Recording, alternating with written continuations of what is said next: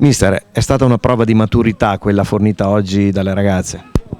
Direi proprio di sì, è stata una buona prestazione su un campo difficile contro una squadra difficile, una squadra che non molla mai, però direi che non abbiamo concesso nulla, abbiamo avuto delle buone occasioni, tante le abbiamo capitalizzate, direi un'ottima vittoria, ma soprattutto una vittoria che ci ha fatto capire che possiamo ambire a dei buoni traguardi. Un primo tempo con qualche difficoltà, ma poi in fin dei conti la Ressa Roma non ha mai tirato in porta, poi è entrata Sipos nella ripresa con questo 1-2 che ha chiuso i conti. Allora sì, è vero, abbiamo trovato delle difficoltà nel primo tempo, non avevamo una manovra fluida, però teniamo presente che loro hanno speso tantissimo nel primo tempo perché non ci lasciavano giocare, ci continuavano a pressare. Poi sono un po' calate, siamo venuti fuori noi. Sì, è vero, è entrato Lilla, ha fatto 2 bei gol, ha giocato bene, però direi che è stata la squadra nella complessità che mi è piaciuta e che ha divertito anche, credo.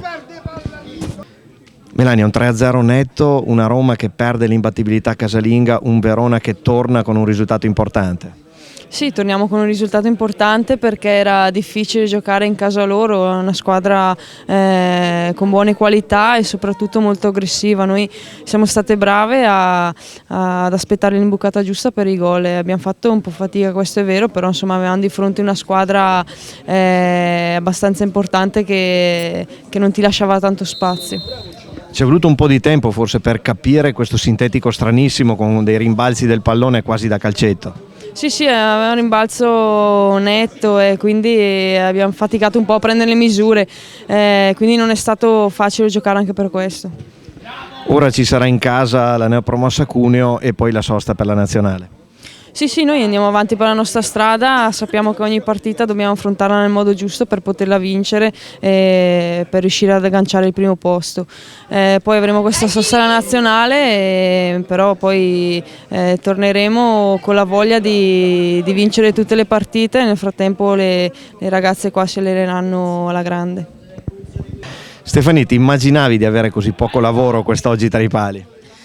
Secondo me abbiamo controllato la partita abbastanza bene, anche se il ritmo forse è stato un po' troppo basso. Abbiamo avuto un po' di difficoltà il primo tempo perché abbiamo anche giocato con i palloni molto molli. Però alla fine, nel secondo tempo, abbiamo potuto girare la palla e abbiamo stato bravi a finire la partita con 3 punti. Da 3 partite Verona che non subisce reti e per contro ne sigla a caterve. È sempre importante non prendere gol, sia con me e anche per Ilaria che ha giocato 2 partite adesso. Dobbiamo continuare così, continuare a fare gol, speriamo bene.